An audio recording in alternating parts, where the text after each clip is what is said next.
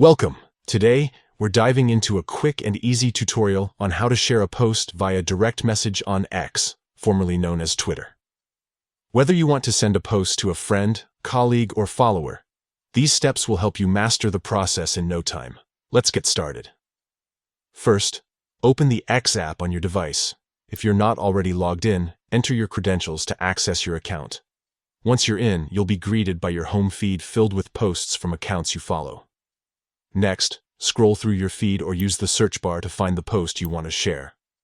Once you've located it, look for the share icon below the post.